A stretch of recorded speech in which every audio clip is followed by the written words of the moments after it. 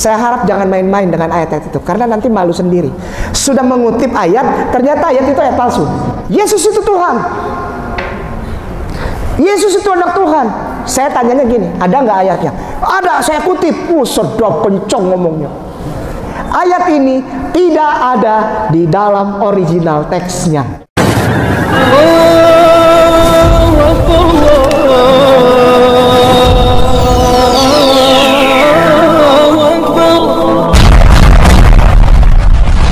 Bismillahirrahmanirrahim. Sebelum kita lanjut, jangan lupa subscribe, like, komen, dan share. Terima kasih. Jazakumullah. Bismillahirrahmanirrahim. Assalamualaikum warahmatullahi wabarakatuh. Sahabat kabar Islam, serta ikhwan fillah dimanapun anda berada, semoga tetap dalam lindungan Allah Subhanahu wa Ta'ala. Allah jaga iman Islam kita hingga ajal tiba. Harapan wafat dalam keadaan husnul khatimah. Amin ya Allah. Ustadz Gainama, seorang mantan pendeta yang kini berjuang berjihad untuk menegakkan agama Allah, membukakan mata hati, mata pikiran, dan akal sehat umat manusia.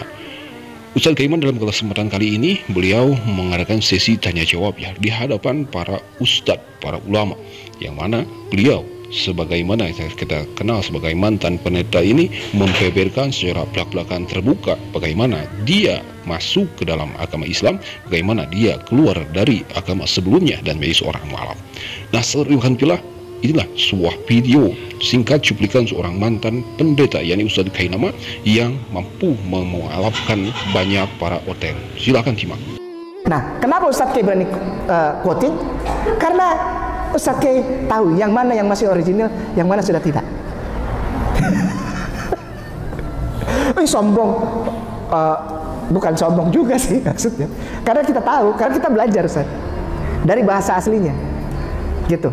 Nah, untuk para muslimin yang belum masuk ke Hebrew misalnya, ke bahasa Ibrani atau ke bahasa Yunani atau ke bahasa Latin atau ke bahasa Belanda minimal atau ke bahasa Arameanya sekalipun, saya harap jangan main-main dengan ayat-ayat itu, karena nanti malu sendiri. Sudah mengutip ayat, ternyata ayat itu ayat palsu. Contoh, ada seseorang yang bilang gini, Yesus itu Tuhan, Yesus itu anak Tuhan. Saya tanyanya gini, ada nggak ayatnya? Ada, saya kutip. Sedap kencang ngomongnya. Dia sebutin ayat, ya kan? Itu dari Matius. Oh, yang tadi malam kita ngobrol, Matius plus. Terus saya dengerin aja. Oke, sudah. Wah, semuanya sudah bilang, orang-orang Kristen itu sudah tepuk tangan. Ada ayatnya, ya kan? Terus saya bilang gini, dengan segala rasa hormat, mohon maaf. Di bawahnya itu, di bawah kitabmu sendiri ada namanya footnote, ada catatan kaki. Tolong dibaca. Dia baru lihat, oh ternyata kitabku ada footnote, ada side note, ada catatan di pinggir dan ada catatan di kaki. Itu kitab mereka ada sampai detik ini. Bapak Danca masih punya Bible-nya. Jadi Bible itu bukan, Alkitab itu bukan cuma ayat, tapi ada catatan-catatan. Saya bilang ada itu di bawah footnote-nya. Tolong bacakan. Dia kaget dan dia tidak mau baca, Ustaz. Karena catatan kakinya bilang apa? Ayat ini tidak ada di dalam original teksnya.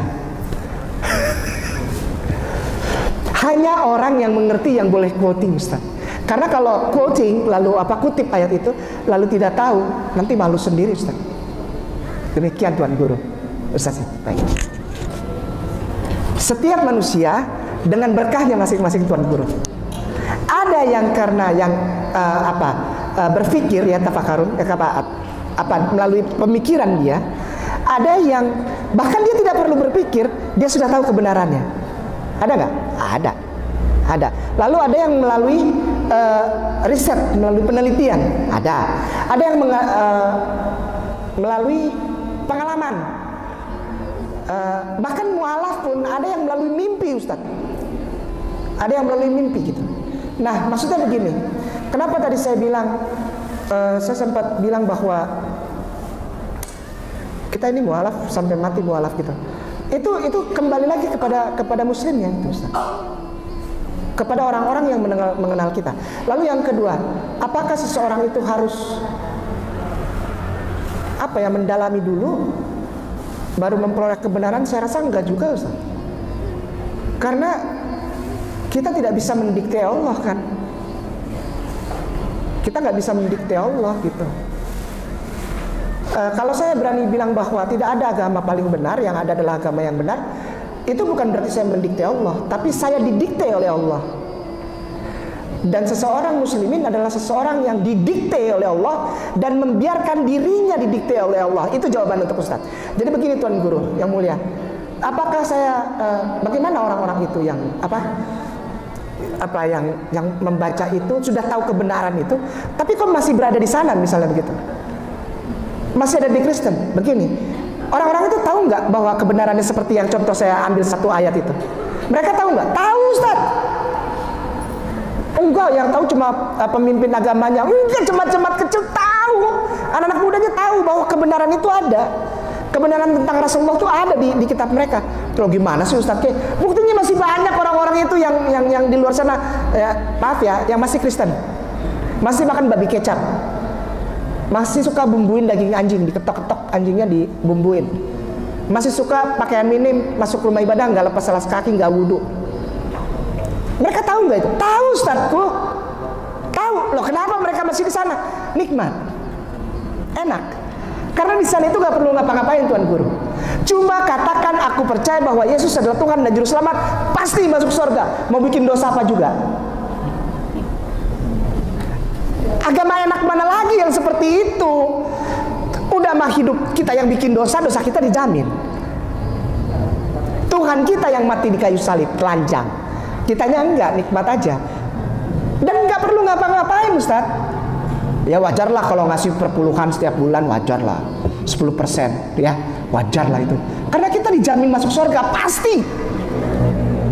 Kamu tidak perlu ngapa-ngapain. Bikin dosa, zina silahkan, mabuk silahkan, ngapa-ngapain, udah serius Ustaz. Ini bukan fitnah, serius beneran.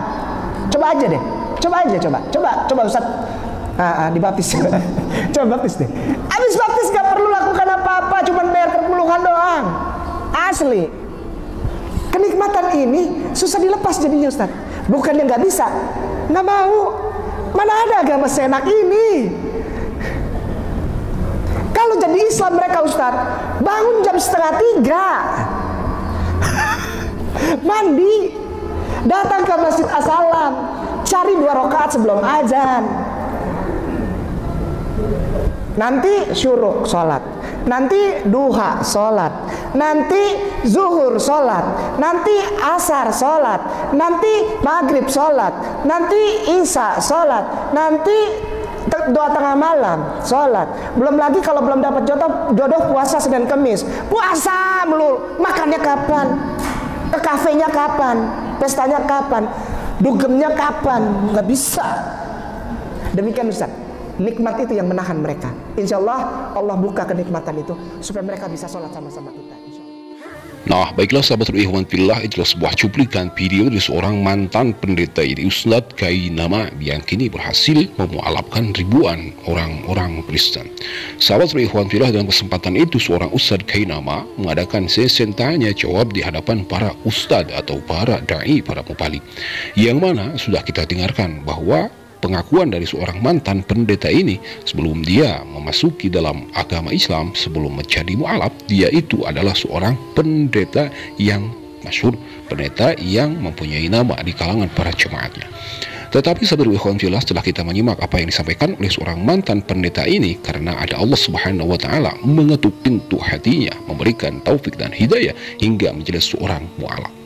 Sahabat ikhwan fillah, bermanfaatlah bagi kita apa yang disampaikan oleh seorang mantan pendeta ini, yang menuturkan bahwa Yesus Tuhan, Yesus anak Tuhan, ternyata di dalam kitab terdahulunya menurut original teksnya itu tidak ada. Ini bisa menjadi penambah keyakinan keimanan kita. Malahan apabila orang-orang oten, orang-orang Kristen, tetangga sebelah, teman-teman sebelah, agama sebelah kita membuka hati, membuka pikiran dan bisa menerima tanpa ada gengsi, maka mereka akan banyak yang menjadi mu'alaf.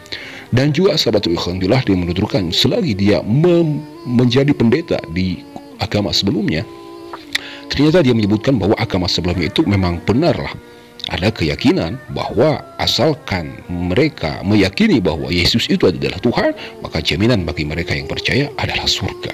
Itulah kata mantan pendeta ini menyebutkan bahwa enak menjadi seorang Kristiani atau seorang Kristen. Karena apa? Jaminan surga, ada penebusan dosa.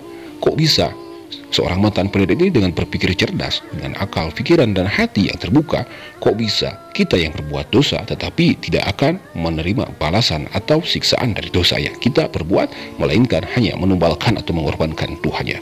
Itu kan tidak masuk akal, kata mantan pendeta ini. Nah, sahabat ikhwan fillah, malahan dia menyebutkan ada juga kelebihan khusus dari seorang pendeta, yakni dia pernah merasakannya selagi sewaktu menjadi pendeta. Mantan pendeta ini menyebutkan bahwa setiap bulan itu ada perpuluhan untuk pendeta 10%. Wow. Jadi satu orang membayar atau memberikan 10% kepada para pendeta. Dan juga yang lebih menggiurkan bagi mereka pendeta gereja itu, ternyata hanya sebagian saja yang masuk ke dalam dana kegerejaan. Yang ada yang banyaknya itu masuk ke dalam dompet para pendeta. Jadi tidak salah lagi ya, bagaimana orang-orang yang keluar dari agama Islam dan menjadi para pendeta itu mungkin saja atau banyak kesaksian mereka tergiur dengan perpuluhan yang dijanjikan oleh kegerejaan kekristenan. Nah, sahabat alhamdulillah, itulah sebuah pengakuan atau tanya jawab dari seorang mantan pendeta, yakni Ustadz Kainama, yang insya Allah menjadi bermanfaat bagi kita semua, menjadi peneguh keyakinan, keimanan, keislaman kita dalam bertauhid kepada Allah Subhanahu wa taala. Akhir kata, mohon maaf bila ada kata khilaf. Hadanallahu wa yakum ajma'in. Wassalamualaikum warahmatullahi wabarakatuh.